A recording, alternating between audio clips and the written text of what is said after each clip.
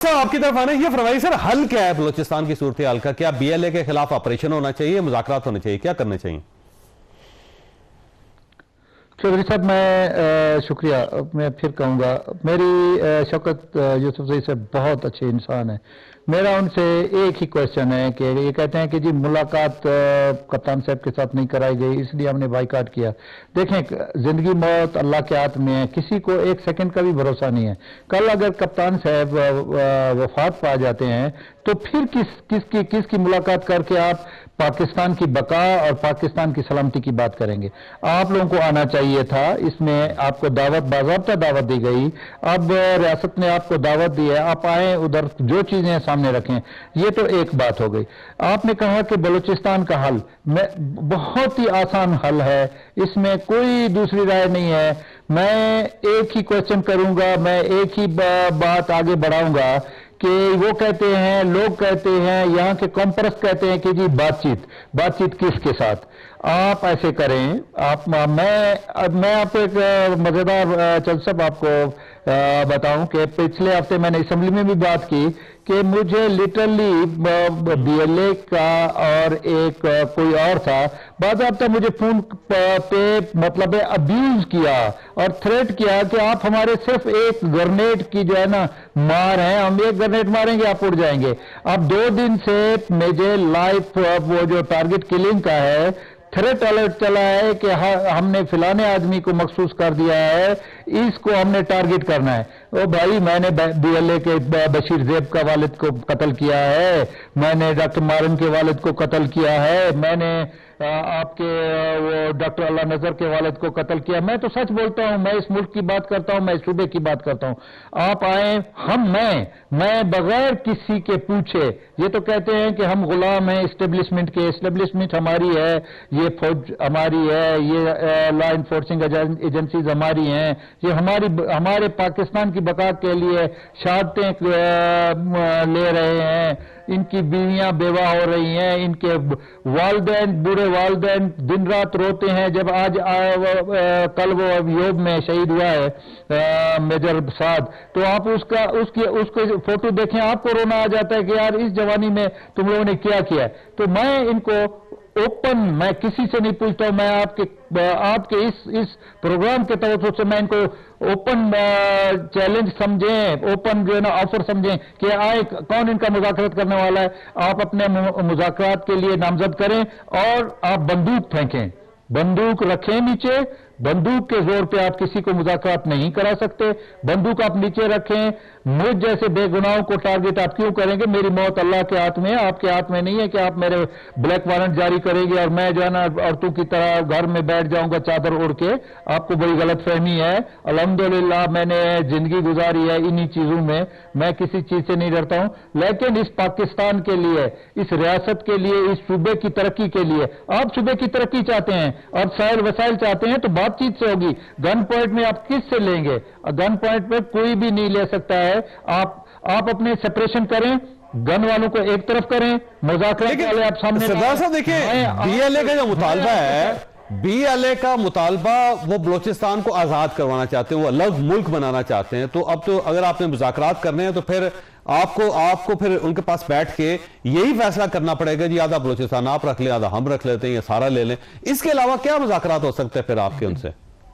جی نہیں، میں یہی جو قوم پرست کہہ رہے ہیں یا کچھ لوگ کہتے ہیں کہ جی بلوچستان کا جو حل مذاکرات میں ہے. کون سے مذاکرات میں؟ ایک کہتا ہے کہ میں اس ریاست کو نہیں مانتا ہوں، میں اس دھرتی ماں کو نہیں مانتا ہوں. تو آپ اس سے کیا؟ اب میں اپنے گھر میں کہوں کہ میں اپنے باپ کو بھی نہیں مانتا ہوں، ماں کو بھی نہیں مانتا ہوں، بس یہ بنگلہ میرا ہے، ایسا تھوڑا ہے. بلوچستان میں نے آپ کو پروگرام کے شروع میں کہا کہ گلدستہ ہے. اس میں آپ کے پشتون، اس میں بلوچ، اس میں براوی، اس میں کھیتران، اس میں سندھی، اس میں سرائکی، اس میں پنجابی، اس میں ہزارے، ہر قوم آباد ہے. اور میں چیلنج پہ کہتا ہوں، بی ایل اے ایک بی ایل اے ہے نا، 50 بی ایل اے ہو جائیں اس بلوچستان کی دھرتی سے، نہ کسی پٹھان کو یہ نکال سکتے ہیں، نہ کسی ہزارے کو نکال سکتے ہیں، نہ کسی کھیتران کو نکال سکتے ہیں. اور بلوچوں میں مگسی کہتا ہے کہ ہم اس ریاست کے جو ہے نا ہم اس ریاست میں خوش ہیں, ہم سکون فیل کرتے ہیں. جمالی بلوچ ہے وہ کہتے ہیں آپ کی یہ جو جن پودوں جو گملوں سے اگے ہوئے ہیں نا وہ پورے کا پورا باغ کہتا ہے کہ ہم پاکستان ہماری ماں ہے, پاکستان ہماری ریاست ہے. تو چند لوگ کل پھر پنجاب میں جو ہے نا ایک گاؤں میں کھڑا ہوگا کہ جی مجھے آزادی دو, پنجاب کو 50 حصوں میں تقسیم کرو, کل سندھ کہے گا, کل کے پی کہے گا. یہ ہو نہیں سکتا, ناممکن ہے. بات کریں ساحل وسائل کی, آپ اپنے حقوق کی, تعلیم کے حوالے سے, صحت کے حوالے سے آپ لوگ سکول اڑا دیتے ہیں, آپ ہسپتال ویران کر رہے ہیں. ہر شخص کو اس کا حق ملنا چاہیے, لیکن اس کے پاس یہ قطعاً اختیار نہیں ہے کہ وہ اس حق کے لیے بندوق اٹھا لے. جب آپ بندوق اٹھائیں گے تو حق تو ایک سائیڈ پہ رہ گیا, پھر تو ظاہر اسٹیٹ کے سامنے کھڑے ہو گئے نا آپ. وہ اسٹیٹ کتنی صاف کیوں نہ ہو وہ یہ چیزیں برداشت نہیں کر سکتی. دیکھیں 8ویں ترمیم میں تمام اختیارات صوبوں کے پاس ہے. سی ٹی ڈی آپ نے بنانی تھی, پولیس کو آپ نے بہتر بنانا تھا, کیپیسٹی آپ نے اس کی انہینس خود کرنی تھی, جو اسپیشل برانچ ہے اس کو آپ نے ڈیولپ کرنا تھا. یہ سارے کام آپ کے تھے, لیکن میرا خیال ہے کسی جگہ پہ بھی کام نہیں کیا آپ نے. آپ کہتے ہیں کہ وفاق ذمہ دار ہے اس کا. نہیں چودھری صاحب دیکھیں تھوڑی سی غلط فہمی یہ ہو رہی ہے. دیکھیں دو چیزیں ہیں, ایک عام امن و امان کی صورتحال ہے, ایک ہے دہشت گردی. آپ دیکھیں کراچی سے ہمارے حالات اچھے ہیں, وہاں تو کوئی رات کو ویسے نہیں نکل سکتا ہے, موٹر سائیکل لے کے نہیں نکل سکتا ہے, وہ صورتحال الحمدللہ نہیں ہے. لیکن جو کراس بارڈر ٹیررزم اگر آپ کہیں کہ جی صوبہ ناکام ہوا تو بڑی زیادتی ہوگی, کیونکہ افغانستان ساتھ لگا ہوا ہے. اور یہ جو بات کہی جا رہی ہے بار بار کہ جی عمران خان لوگوں کو لے کے آئے, دیکھیں عمران خان لوگوں کو لے کے نہیں آئے. جب پالیسی بن رہی تھی اس میں شہباز شریف بیٹھے ہوئے تھے, اس میں زرداری صاحب بیٹھے ہوئے تھے, ہو سکتا ہے NP کے لوگ بھی ہوں, لیکن دو تو بیٹھے ہوئے تھے. ان کی موجودگی میں گورنمنٹ کی پالیسی تھی, گورنمنٹ نے پلان بنایا تھا اور وہ پھر پارلیمانی کمیٹی کے اندر لے کے گئے تھے. گورنمنٹ نہ بناتی, کہتے نہیں ہوتا جی, نہیں کرنا. بریفنگ جو ہوئی تھی, لیکن اس پہ امپلیمنٹیشن کب ہوا ہے یہ بھی تو آپ کو پتہ ہونا چاہیے نا. امپلیمنٹیشن تو شہباز شریف کے دور میں ہوا, یہ روک لیتا نا, منع کر دیتا کہ جی ہم اس پہ عمل درآمد نہیں. وہ جنرل فیض حمید صاحب لے کے آئے تھے سر, یہ سب کا کنسنسس ہے, سب کو پتا ہے کہ امیڈیٹلی جنرل فیض حمید صاحب لوگوں کو لے آئے تھے وہاں پہ خیبر پختونخوا میں. آپ گورنمنٹ میں آپ پوچھ رہے ہیں اپنی گورنمنٹ سے کوئی مشورہ کیے بغیر کسی کو آن بورڈ لیے ہوئے. اچھا جو انہوں نے بات کی نا ترقی کی بات کی, دیکھیں آپ بار بار یہ کہتے ہیں کہ جی NFC میں حصہ نہیں دیا جا رہا. آپ نے فاٹا کو ہمارے حوالے کیا 2019 میں, فاٹا کو آپ اس کا حق نہیں دے رہے ہیں, ایکسوائل فاٹا, ٹھیک ہے. وہ سارا جو ہے نا وہ آپ دیکھیں کہ اس کی جو محرومیاں وہ بڑھتی جا رہی ہیں. سر اگین کل آپ کے پاس یہ موقع تھا, آپ وہاں پہ بات کر سکتے تھے کہ فاٹا کو اس کے رائٹس دیں, وہاں پیسہ دیں تاکہ لوگ وہاں پہ بحال ہو سکیں اور ٹیررزم اس سے رک سکیں گے. دیکھیں ہمارا CM وہاں موجود تھا, ایسا بھی نہیں ہے کہ ہماری بالکل زیرو پریزنس تھی.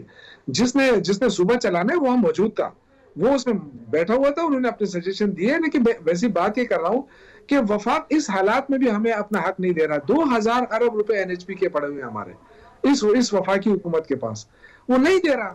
تو کوئی ان سے اب کیا کریں, ہم 18ویں ترمیم کو چاہتے ہیں, ہم یہاں پہ پیسہ وہ دے نہیں رہا ہے ہمیں. NFC میں ہمیں نیا NFC ایوارڈ دے نہیں رہا ہے تاکہ فاٹا کو اس کا شیئر ملے. وہ CCI کی میٹنگ بلا نہیں جا رہی تاکہ ہم اپنے مسائل حل کر سکیں. تو ایشوز تو بہت ہے نا سر, اس پہ بھی کوئی توجہ دے. تو گورنمنٹ تو آپ کی بھی رہی ہے نا سر, وفاق سے اس وقت پیسے لے لیتے آپ عمران خان صاحب کے دور میں. ملتے رہے ریگولر 3 ارب روپے ملتے رہے مہینے کا, چیک کر لے نا, ریگولر پیسے ملتے رہے NHP کے. لیکن اب جو میں صدا سے یہ فرمائیے سر, یہ الٹیمیٹلی بلوچستان کے اندر آپریشن ہوگا یا پھر مذاکرات ہوں گے, کیا ہوگا؟ دیکھیں شوکت یوسفزئی صاحب کی خدمت میں ایک چھوٹی سی گزارش ہے. جیسے وہ فرما رہے تھے کہ عمران خان ہمارے علاقے میں کسی نے گیدڑ پکڑ لیا, تو وہ گیدڑ کہنے لگا کہ بھائی صاحب مجھے چھوڑ دو, مجھے مت مارو, اگر تم نے مجھے مار دیا تو کل کا سورج نہیں نکلے گا. اچھا وہ دیہاتی جاہل قسم کا آدمی تھا, پڑھا لکھا نہیں تھا. اس نے کہا بھائی کیسے؟ کہتا ہے بالکل میں قسمیاں کہتا ہوں کہ کل کا سورج نہیں نکلے گا, تو آپ مجھے جانے دو, نہیں تو جو ہے نا کل کا سورج نہیں نکلے گا. تو اس نے اس کو چھوڑ دیا, دور جا کے بیٹھا, کہتا ہے بھائی میں جب مر جاتا تو میرے لیے تو کل کا سورج نہیں نکلنا تھا, تو اسی لیے میں نے اپنی جان چھڑائی. دیکھیں یہ ہم مان لیتے ہیں پارٹی ہے, ہم نے کب کہا کہ PTI پارٹی نہیں ہے؟ بالکل پارٹی ہے, اس میں بہت قابل ترین لوگ بیٹھے ہوئے ہیں اس وقت. आप क्यों डिक्टेटरशिप करते हैं, आप क्यों इस कौमी सलामती की कमेटी का बाइकाट करते हैं। ठीक है, अदालतें हैं, इमरान खान साहब को सजा हुई है, मुमकिन है कि हाई कोर्ट से, सुप्रीम कोर्ट से, मुझे जनरल मुशर्रफ के दौर में 33 साल सजा हो गई थी, मिसयूज ऑफ व्हीकल, पता नहीं क्या क्या लगा के। अल्हम्दुलिल्लाह इन्हीं अदालतों ने मुझे बाइज्जत बरी किया, और अल्हम्दुलिल्लाह आज मैं आपके सामने 35 साल से जो है ना पार्लियामेंट में बैठा हूं। तो देखें, कुछ चीजें अदालतों पर छोड़ें, कुछ हुकूमत पर छोड़ें। अमन होगा, इंशाल्लाह होगा। मैंने अर्ज की, बलूचिस्तान में अमन होगा।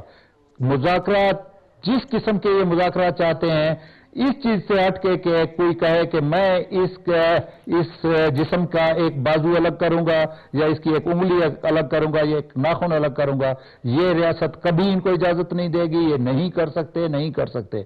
आए, बैठें, इनकी तालीम की कमी है, मैं जिम्मेदारी उठाता हूं, मैं जिम्मेदारी उठाता हूं, सूबाई लेवल पे भी, मरकज लेवल पे भी। इतनी इम्पोर्टेंट मीटिंग थी, तो उसमें नवाज शरीफ क्यों नहीं आए, जो कि वो तो जेल में नहीं है ना, वो तो लाहौर में बैठे थे, तो वो नहीं आ सकते थे इस अहम मीटिंग में? इतनी अहम मीटिंग थी। जो उसकी पार्टी प्राइम मिनिस्टर और उसकी पार्टी का है, बाकी हम सब उसकी पार्टी के थे।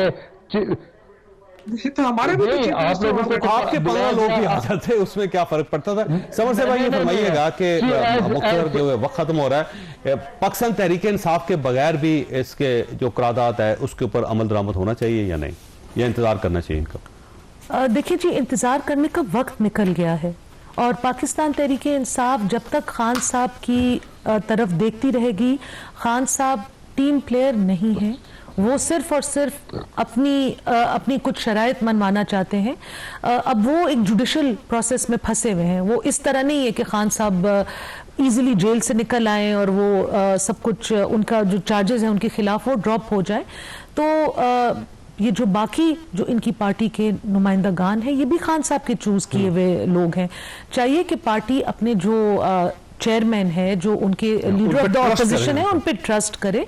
वो काबिल लोग हैं, अपनी काबिलियत की वजह से खान साहब ने उनको इन ओहदों पे बिठाया हुआ है। अगर नालायक होते तो खान साहब क्यों उनको आए अपॉइंट और करें? इस पार्टी का वो करें। लेकिन इनका हमेशा इलेक्शन से पहले फिर बहुत बदअमनी हुई थी, तो हमने एक ऑल पार्टीज कॉन्फ्रेंस, हमने कहा था हम एक न्यूट्रल पार्टी हैं, हमने कभी वफाक में हुकूमत बनाने की हमारी पोजीशन नहीं है। हमने कहा था हम एक ऑल पार्टीज कॉन्फ्रेंस करें।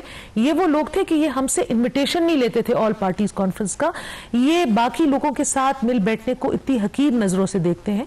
तो आई थिंक अब पाकिस्तानी अवाम, पुख्तूनख्वा की अवाम, बलूचिस्तान की अवाम एक्शन चाहती है। इनके बगैर भी अब हमें कदम लेना पड़ेगा। वक्त हो गया। ख्वाजा आपने गुफ्तगू सुना, आपने खुद करना। अल्लाह ताला आप और आपके अहले खाना को हर किस्म की मुसीबत से महफूज रखे। अल्लाह हाफिज। पाकिस्तान जिंदाबाद।